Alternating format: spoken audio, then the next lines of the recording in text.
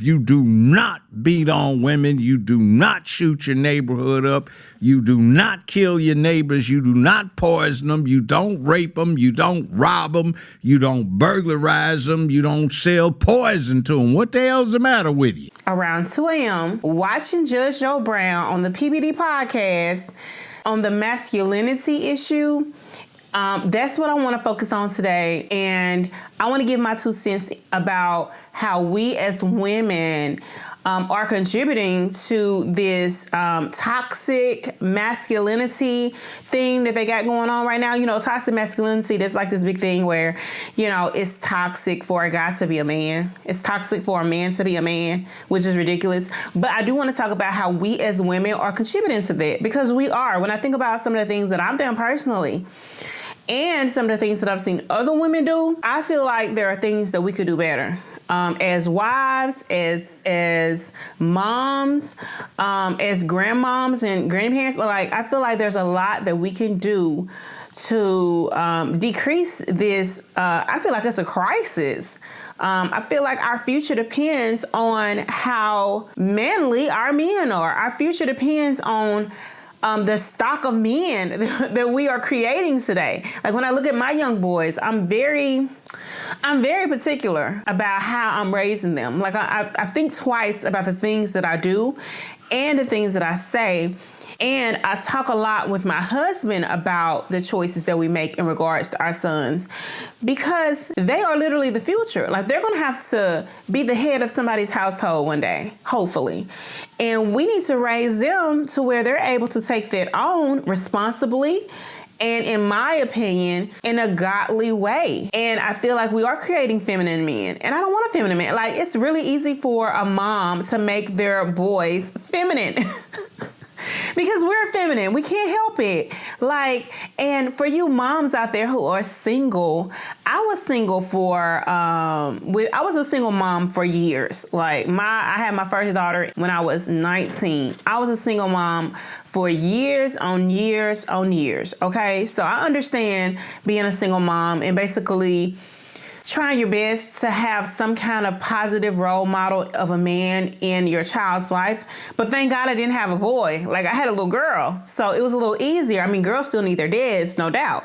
But boys, I tell my husband all the time, look, if me and you ever get a divorce, baby, you taking your sons with you, because I know I can't handle them alone. Like I only have a 5-year-old, y'all, and a 2-year-old.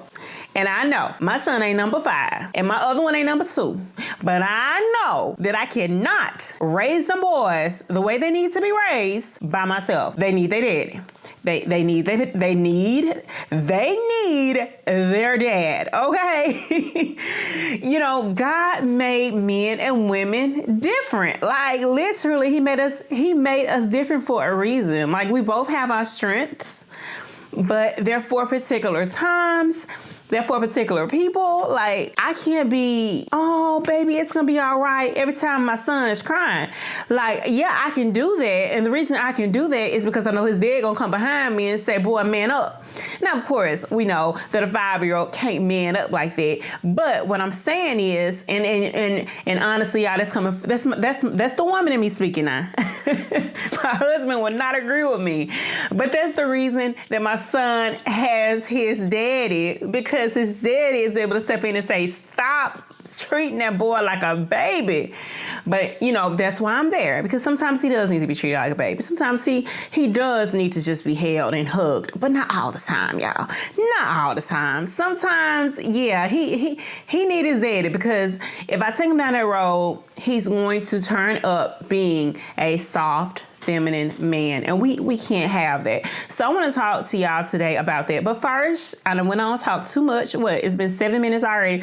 I don't talk too much, y'all. Let's go ahead and listen to a clip or two of what Judge Joe Brown said yesterday on the PBD Podcast. So let's go.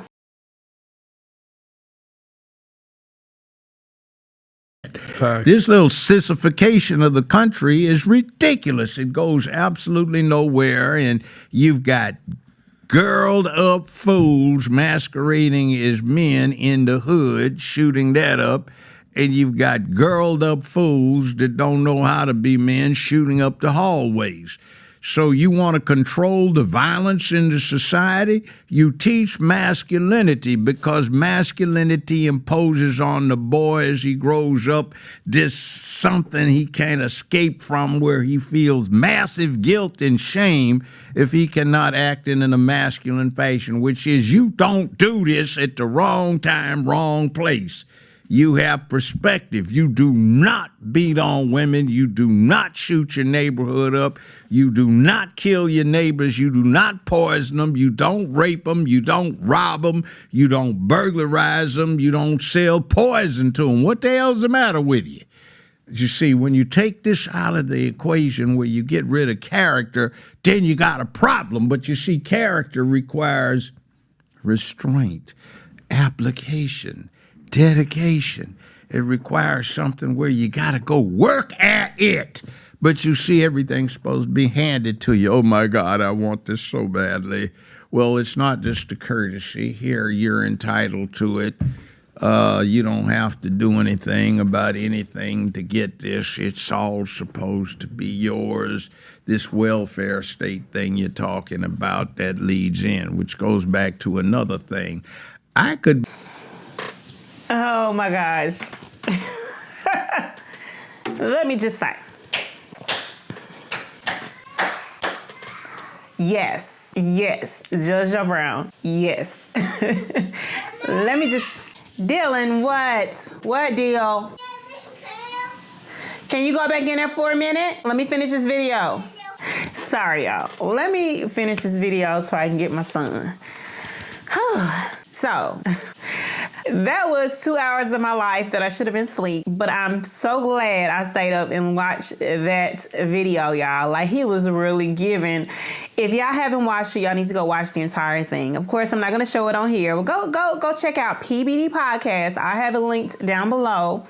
Also, Valuetainment, and go check out that interview. And y'all can check out some of the other ones too, because he usually has some really good people, some really good interviews on there, some really good discussions and debates. I enjoy them, and this one, like, I really enjoyed. And Patrick Bet-David, like, I've watched him for a while. I've never seen him quite so silent. I've seen him silent before, but it's usually from people who are just hard to talk with. This wasn't the case. You could tell that with Judge Joe Brown, he was really, really thinking. He was really soaking some stuff up, just like all of us were. I mean, I was sitting there soaking just everything up, like, I didn't know that. Oh, I didn't know that. Oh, I didn't know that. And so if you haven't watched it, go watch it. But I specifically pulled out that part of the interview because he was talking about manning up. He talked about how guys need to man up throughout basically the whole show, but that was a part where he just really got fired up, and I was just like, look, when I was looking at that last night at 3 a.m., I was like, hold up, let me see what part of the video that is, because I am going to do a reaction video to that. So let's get into it. Okay, so Judge Joe Brown basically talks about how men need to man up, how men are, in his words, sissified, and they are shooting each other up. They are shooting women and children up. You know, in the Black community, we have this crisis where Black people are just killing other Black people. And, you know, that's even here in my state, like the South, in Mississippi, like where I am right now in this area, not too far from me. The prevalence of Black men killing other Black men is outrageous. It's sad, y'all. It's really sad. And so this is something I've always said, like, what is it going to take for us to bring up a better stock of men, for men to not act this way? And so Judge Joe Brown basically talks about how these men are feminized. And if I can find the other part of the interview, I'm going to show that as well, where he talked about why a lot of these men do what they do. So you got to realize that Judge Joe Brown, he worked in the family court for a number of years. So he's seen a lot of things. And if you watch that video, you will hear him talk about a lot of things that really sound It don't even sound true, y'all. I was listening to some stories like, ain't no way. He got to be lying about this. Like, there's no way he's being honest. You got to, there's no way there are people in the world like that. But I know that there are. You know, I've seen segments of the population that act like that. Not quite as bad as what he was talking about, but I have seen certain things that remind me of what he was talking about. But, you know, like when I heard him say something about a woman was using her 12 and 13-year-old daughters to have sex with older men so that they can have kids, so that the kids can bring in some more money through welfare. Like, really? Are you serious right now? But I mean, you know, I'm surprised. I'm sadly surprised, but you know, that was the kind of stuff that I was listening to, and I was just like, bruh. Like, really, bruh, really? And so anyway, like I was saying, we're going to get down to business and talk about how we are contributing to this. Let me just take a minute and look at my notes so I won't be going all off topic like I'm doing right now, but you know, let me just look right quick. Okay, so when I was thinking about this, it got me thinking about my own two boys. Like I said, I have two boys, a 5-year-old and a 2-year-old. And they have their dad in the house, thankfully. I'm married to their biological dad, thank God. My oldest child is a girl, and she has another biological dad. And that's why I was saying, thank God that she wasn't a boy, because I feel like that would have been a lot of work.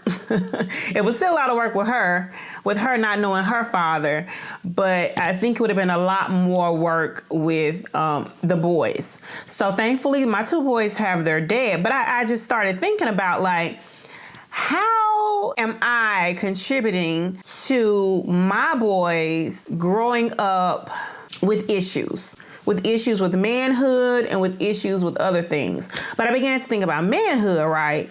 And I started to think about, like, sometimes the things that I do can sometimes demean my husband. Sometimes when he tells my son to do something, my son sometimes will come and run to me. And what I used to do was I'm gonna tell you what I used to do. I'm starting to change. But what would happen, what I used to do when my son would come crying to me after his dad told him something or said something to him, I would ask his dad right in front of him. I would say things like, what did you say to him? Or how did you say it? Or maybe you should be nicer to him. And y'all, honestly, sometimes I still do this every now and then. But I've gotten to the point where I know that is detrimental to my husband and to my son and to our family as a whole. Because what it's doing is it's making my son feel like his mama is in charge. And no matter what his dad says, his mama is going to come and take care of everything. His mama's going to come and let him off the hook. His mama's going to come, and it really doesn't matter what his daddy is saying. And so in a sense, I'm demeaning my husband's position by not agreeing with my husband, but instead basically scolding my husband for whatever he did to my son or for whatever he said to my son. So my husband is not, he doesn't do it. Like, if my husband was doing something to my son, like being abusive to him or something like that, okay, that would be another issue, but that's not the case. The issue is that a lot of times my husband will tell my son to do something and my son won't like it. Or he'll tell my son to do something and my son won't do it. My son is very, very strong-willed. And my son will just sit there and not do it. And my husband is telling him repeatedly. He will sit there like my husband isn't talking to him. Well, after a few times, my husband will get really stern and he'll make the deep voice come out. And he'll tell my son again to do what he told him to do. And it'll hurt my son's feelings. Well, my son should have got up in the first place. And then he'll come and run at me. And then I'll say something like, why did you talk to him so harshly? Like, you hurt my heart when you said that. Like, but that's the female in me. And what I've learned to do is, instead of coddling my son and getting on to my husband, I've learned to look at my son and say, why did you not get up when your dad told you to get up? Why? Like, you're coming to me and I'm about to ask you this. Why did you not do what your dad asked you to do the first time? Because if you had done what he asked you to do the first time, we wouldn't even be in this situation where your feelings are hurt, okay? So learn to do what your dad tells you to do. And what I've learned from that is that for me doing things like that, for me changing up my stance and standing firm with my husband, who is a great provider and a great leader. I am a stay-at-home mom right now, so he is a great provider and leader. There's nothing that I feel that is wrong about what he does. And, sometimes I feel like it's wrong because it's not what I would do because I'm not a man. But what we females have to realize is that we aren't men for a reason. Like, we're there to coddle our kids a little more, but our husbands, they're there to be a little bit more stern, because not only do our children need the hugs and the love, not to say that my husband doesn't hug and love, he loves to touch, he loves to hug the kids and, show them affection, but there's a time and a place for that. Like, there's a time and a place, like if the kids are acting up. Because one thing I can say about my husband, if my kids are ever acting up and not doing what I want them to do, all I gotta say is I'm gonna tell your dad. They already know he gonna come through and he gonna get things right. Because really all he has to do is open up his mouth and make that deep voice come out, and then it's on and popping, and they know it's serious from there on out. I can't do that. I mean, I can do that, but they just gonna laugh at me if I make that deep voice. They gonna laugh at me. So let's talk about some things that we've been doing wrong. I gave a story about some things that I do wrong sometimes. Let's go through some more things that we as moms and wives, significant others, the things that we get wrong sometimes. I mean, we want our men to be more masculine, but there are some things that are very detrimental to that. So I want to talk about some of those things. So I have a few things written down that I want to talk about that we as wives sometimes get wrong when it comes to our husbands, and it basically pushes down their masculinity, makes them less masculine, demeans their masculinity, and it just creates a negative environment. And so I want to pinpoint those things so we can think about them going forward, so that our society can get better with this notion of toxic masculinity that's really not toxic at all. We just don't like that men are so masculine and that they are here to head our houses. I mean, there's a reason that they're masculine. They're so masculine and domineering because they're here to protect us. And let me just get this out the way. I am not referring to a man who beats women, like Judge Joe Brown spoke about. This is not what we're talking about here. If you have a man, if you have a husband, if you have a boyfriend, if you have whoever, significant other, who puts his hands on you, I'm not talking to you, okay? You cannot, okay, how can I put this? We're put here as women to be submissive to our husbands. That's God's way. That's God's design, to be underneath our husband, not to be second-class citizens, as we got wrong so many years ago, but to let our husbands lead, to come to them and, let them lead on certain decisions. And we can talk about that in another video. This isn't what that video is about. But we're giving those husbands to lead. However, those husbands need to be led by Christ. And Christ would never call a husband to beat on a wife, because as the Bible says, our bodies are a sacrifice to the Lord. Our bodies are temples of the Holy Spirit. So we have to treat our bodies with care and respect. That's what the Holy Scripture says. And so God doesn't want a man who disrespects or abuses our bodies, whether that's our mind, whether that's our physical bodies that we can feel. He doesn't want anybody abusing that. And he's not for that. So if you are in an abusive relationship, I'm going to tell you this. I have been there. I have been abused in a previous relationship. I understand that. I understand the nuances of it, and I understand how there is a lot of mental anguish there, and a lot of usually if there's physical abuse, there's emotional and mental abuse. So I understand it. But if you're in that situation, I'm going to pray for you, baby. But I'm not talking to you in this video. Don't listen to anything I say in regards to your husband. You should not be submitting to a husband who abuses you. You need to get out of that situation. Nobody should be put in a situation when they're fearing for their life. And yes, you are fearing for your life if your husband is beating on you, because anything can happen. Anything can go wrong. So I would urge you to get out of that situation that I'm not talking to you. But for a man who is taking care of responsibility, who is being responsible, doing what he's supposed to do, not the type of man that Judge Joe Brown is talking about, the complete opposite of that, who's taking care of the household, we need to submit to that type of man. We need to submit to that type of man. We need to respect that type of man. And so I want to talk about some ways that we get it wrong sometimes, okay?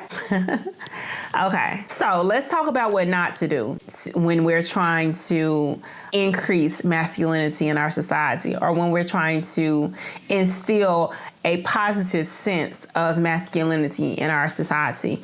The first thing that we as wives should not do is to constantly criticize or micromanage our man. Okay, we are not here to be our man's mom. Okay, this is a grown man in our house. And look, I'm talking to myself too, because please believe me, I have fallen into this trap. I still get this wrong sometimes. I'm trying, y'all. But we are not our husband's mother, okay? Your husband is a grown man. Our man, he's a grown man. He's taking care of business. He's going to work every day. He's doing what he's got to do. Like, he's a grown man. We don't have to micromanage him, and we don't have to sit there and tell him what to do, okay, all the time. We need to get better at this, because what this is doing is creating just this negative atmosphere where your husband or our husbands are walking in the door, and because they're so used to us micromanaging them and nagging them, they feel kind of a negative sense when they walk in the door, and they don't even want to talk to us, or when they do talk to us, it's with attitude because they're so used to us nagging them. So we got to get better with that. One thing I will say, that if you have a husband who you feel like you're asking them to do something and they're not doing it, one thing I would ask to do to make that better is just to let them do it on their own terms. Go to your husband, tell your husband that you want him to do it one time, and then let him do it. Because when you have a husband who really loves you, when you tell him your wants, he's going to do his best to give it to you. So I'm going to go through this list a little bit more quickly than I've been, because I really want this to be quick and painless. So the first thing that we should not do as wives is to constantly criticize or try to micromanage our husbands. Because what that does is it creates a negative atmosphere, and it leads to them not having any motivation to do whatever they're asking us to do. It's like my husband has told me before in the past.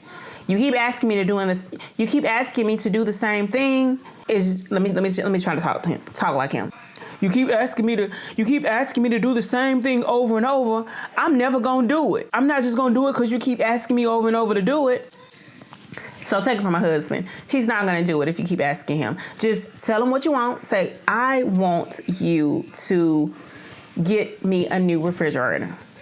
Let him handle it. I guarantee you that a man who loves you and who can afford it is going to do whatever he can to get you what you want, baby. Okay, just remember that. Another thing we get wrong, and this is something that I really got to work on, is to dismiss the emotional needs of our husbands.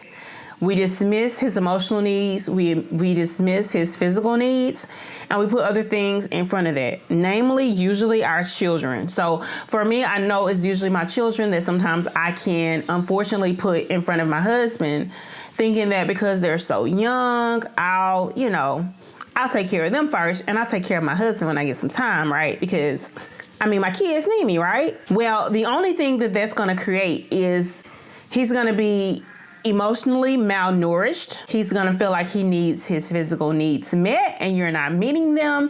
And then it's just going to be misunderstandings, because I hate to say this, but men think physically. I was about to say something else, but men think physically. Like they need that physical touch sometimes a little more than we do. So we got to take this time out to spend time with them no matter what, because at the end of the day, our children are going to suffer. If my husband and I are not getting along, or my husband and I are not spending time together, our relationship, my husband and I's relationship, is going to diminish. It's going to decrease. It's going to get worse. And my kids, they're going to suffer in the process, because when the parents are struggling or when the parents are frustrated, the kids are going to suffer as a result. So here's the thing. Keep your relationship with your husband paramount. Keep it at the top of your list. Keep it even above your kids. I know you got kids and they need you. But if your relationship with your husband is A1, your kids, they're going to be okay. Because when they see mom and daddy okay, no matter what, I don't care what y'all going through, I don't care what y'all need in life, I don't care what y'all missing, if mama and daddy is okay, if their relationship is good and straight, your kids gonna be like, oh, we good. We got this. Mom and daddy in love. Like, they good. But as soon as that breaks down, the parent relationship, it goes downhill from there. Especially with the kids. So another thing that we get wrong is not supporting our husband's emotional needs. So I kind of talked about quality time on the last one, and I kind of brought emotional into that. But I want to make sure that I address emotional needs because men do have emotional needs. I know most of the time they act hard and they want to act like they got it all together, but sometimes our men are stressed out. And we can, if you know your man, you can tell. Like, you can tell his signs when he's getting stressed out. He'll usually, if he doesn't say it, if he's the kind of person that doesn't talk, you're still going to know. You're going to know by his actions. You're going to know by how he responds to you, whether he's stressed out. And that's another thing. If you don't know your man like that, you might get some things wrong. You might think to yourself, oh, he doesn't like me. You might even think he's cheating on you. And that's not even it. It could be just that he is stressed out about something that happened at work, something he's not getting right at work, something he got in trouble for at work, or it could be that he's just not happy with his life at this point. Those could be all reasons that your husband gets short with you when you ask him a question, or if you're trying to talk to him, he doesn't really seem responsive as he usually is. It could be because of some stress. So one thing we want to do as wives is do better with it. Like, we need to support our husbands. Ask him about how his day was. Did anything go wrong? Is everything okay? Maybe you can say, I noticed that you're kind of sound kind of sad. Is everything good? You straight? Like, was everything good at work? You know, is something going on? Something we need to talk about? Instead of, you don't love me, or who you talking to, or who you texting, because I can tell something going on. I've been there, so I know that's how women are, because I'm a woman. I have been there, so I know that's what we do. And so get away from that and just get into the mindset of, my husband loves me. All right, so I think I was talking about ways to combat our failures as wives when trying to encourage masculinity in our husbands. And so the next thing I was going to talk about was encouraging a masculine attitude in our young boys. I'm not going to talk about it because I didn't know I was going to talk so long. What I've decided to do is go ahead and give you a list of all of those failures that I've talked about. The failures that we make as wives, and then ways to combat that. And then I'll do the same thing for the boys, and ways that we can make up for it, change our habits, and then the results that happen from that. Go ahead and grab that in the description. I hope you got something from this video. If you did, please like or dislike, comment, share, and please subscribe so you can stay tuned to all of the great conversations we are going to be having in the future. I hope you guys take care. God bless, and see you when I see you. Bye.